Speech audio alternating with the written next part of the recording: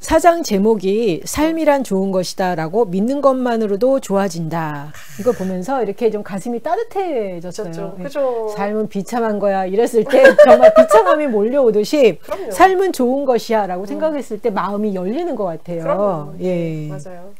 그래서 현재에 산다는 것은 절망하지 않는 것이다. 과거를 탐내지 말고 미래를 기대하지 않기 때문이다. 그래서 마음은 말한다. 나에게 오늘로 충분하다.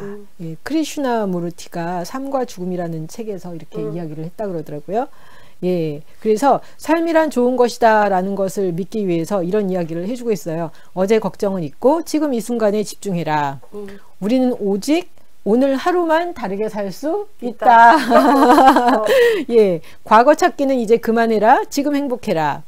어제 저지른 실수, 어제 받은 상처에서 벗어나라. 지금 이 순간은 과거와 미래를 연결해주는 통로와 같다. 어제 일어난 일 걱정하느라 이 순간을 흘려보내면 과거의 상처가 미래를 갉아먹는 것을 막을 수 없다라고 이야기를 하고 있습니다. 네.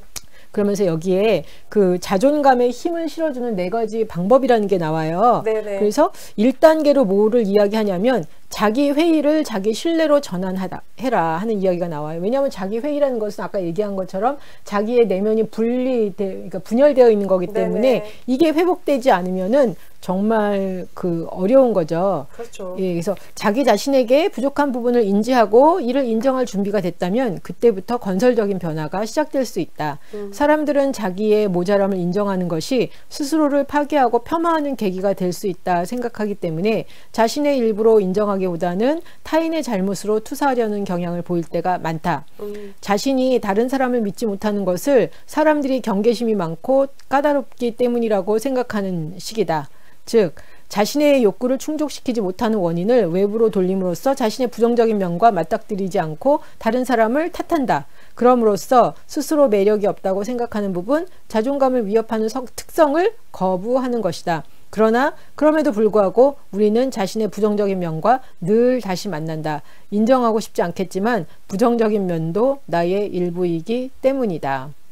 자기 회의는 우리가 위장된 우월감으로 슬쩍 넘기려고 하는 부정적인 면들과 부족한 부분들을 곰곰이 생각하게 한다. 그렇게 함으로 우리가 정말 못마땅하게 생각하는 것들과 우리가 진심으로 원하는 것이 무엇인지를 찾아준다. 예를 들면 다른 사람을 보면서 저 사람은 경계심이 너무 심해 라고 생각한다면 자기 회의는 자동적으로 그럼 나는 어떻게 라는 것을 생각하게 한다. 그러면 그때 내 안에 있는 거부당할지도 모른다는 두려움과 타인에 대한 의심이 발견되면서 나아가 그 사람과 가까워지고 싶다는 진심까지 드러나는 것이다. 이게 보면 난 저 사람이랑 가까워지고 싶은데 저 사람이 너무 경계심이 많아 보이니까 내가 저 사람이랑 가까워질 수 없을 것 같아. 네. 근데 이 얘기를 보니까 그 말이 맞는 것 같아요. 네. 근데 내가 저 사람과 가까워지고 싶다 이 생각은 제 머리에 없었고 쟤는 경계심이 너무 많아. 이것만 딱 들어왔던 것 같아요. 그렇죠. 네. 나를 먼저 안 살펴보니까요. 그런가요? 네, 나를 조금 더 먼저 살펴보면 내가 그 이야기를 하는 의도가 있거든요. 근데 우리는 의도가 없다라고 생각하지만 사실은 제가 그래 그냥 이렇게 보는 거죠. 그렇죠. 네. 그러면서 이제 객관적인 판단이야 라고까지 붙여주잖아요. 근데 그게 아닌 거죠. 그것도 왜냐면 그 이유도 딱 한 가지인 거예요. 나 자신에 대해서 신뢰하지 못하기 때문에 그렇게 자꾸 얘기를 하는 건 거죠. 그러네요. 네네. 그러니까 그런 생각이 딱 떠오르면 내 의도는 뭐지? 라고 이제 생각을 해보는 것 자체가 이제 자기 신뢰에 대한 이제 전환점인 거죠. 내가 나를 믿으면 상대방이 경계심이 많건 말건 그건 네 사정이고. 그렇죠.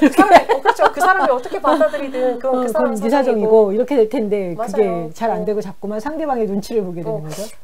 이런 거죠. 그렇죠. 네. 예.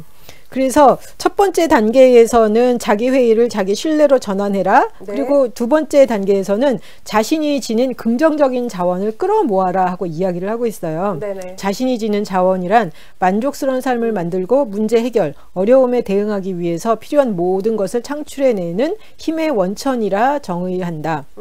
이런 자원은 대개 자신의 내면에 들어있다. 스스로를 가치 있다고 느끼고 자신의 능력을 인정하고 긍정적으로 가능성을 생각하는 일이 바로 내면의 자원인 것이다. 그래서 여기서 이런 질문을 통해서 자신이 가진 자원을 추적할 수 있다라고 이야기를 하는데요. 무엇이 나를 기쁘게 하는가? 내가 잘할 수 있다고 생각하는 게 무엇인가? 나의 긴장을 풀어주는 것이 무엇인가? 우울할 때 힘을 주는 것은 무엇인가? 살아오는 동안 주로 어떤 것이 나에게 감동을 주고 영감을 주는가? 다른 사람들의 어떤 태도가 나에게 도움이 되는가? 도움받기 위해 나는 어떤 식으로 행동했는가? 크던 작던 상처를 극복해 본 적이 있는가? 근데 사실 이런 질문을 나한테 많이 던져본 적이 없어요. 그렇죠. 예. 근데 이런 질문을 던져보는 거는 참 좋은 것 같다. 그리고 네, 나에 맞아요. 대해서도 알아가는 어떤 계기가 될 것 같다라는 그렇죠. 생각을 했고요. 네네. 세 번째 단계로는 행복을 기록하라고 네. 이야기했어요.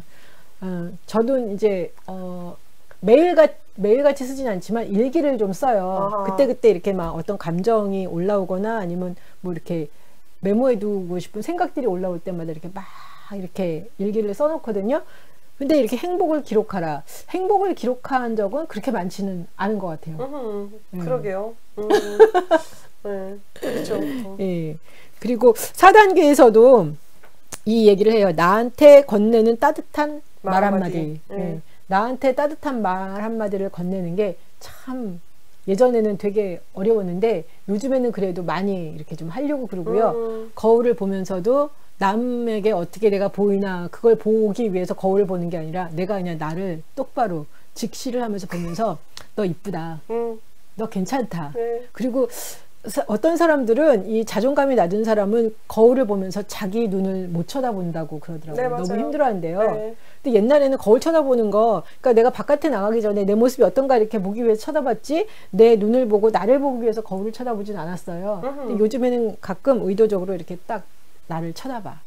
거울에서 내 눈을 쳐다봐. 그리고 내 표정을 봐. 그러면서 그래, 너 괜찮아. 요즘에는 그렇게 해주고 있는데 그걸 보면서 거울을 피하지 않는 거, 내가 이렇게 거울로 내 모습을 보려고 한다는 것 자체가 제 자신이 좀 많이 편안해졌다라는 거 아닌가라는 생각이 맞아요. 들더라고요. 네. 네. 선생님은 보면서, 사장 보면서 어떤 생각 드셨어요? 네, 그 4장 밑에 그 얘기 써 있어요. 그러니까 꽃은 사랑해라고 말해주면 더 화사하게 피어난다. 삶도 그렇다. 삶이란 좋은 것이다라고 믿는 것만으로도 좋아진다라고 얘기하는 거거든요. 그러니까 플래시보 효과라고 볼 수도 있는데요. 약처럼 우리가 뭐 거짓말했을 때 먹는 것처럼 어쨌든 그거하고 상관없이 내가 내 시선을 어떻게 보고 내 인지를 어떻게 하는지 내가 어떻게 생각을 하는지에 따라서 내가 느껴지는 것도 다를 수 있다라는 것을 생각해 보면 좋을 것 같아요. 내가 나를 어떻게 수용하느냐, 나는 이래서 내가 싫고 이래서 내가 싫어요 라고 얘기하면 끊임없이 내가 싫을 거고요. 나는 이래서 내가 좋고 이래서 내가 좋고 이런 나는 조금 좋지는 않지만 그래도 나는 나니까 받아들일래요 라고 얘기를 한다면 정말 나는 편안하게 나를 받아들일 수 있을 것이거든요.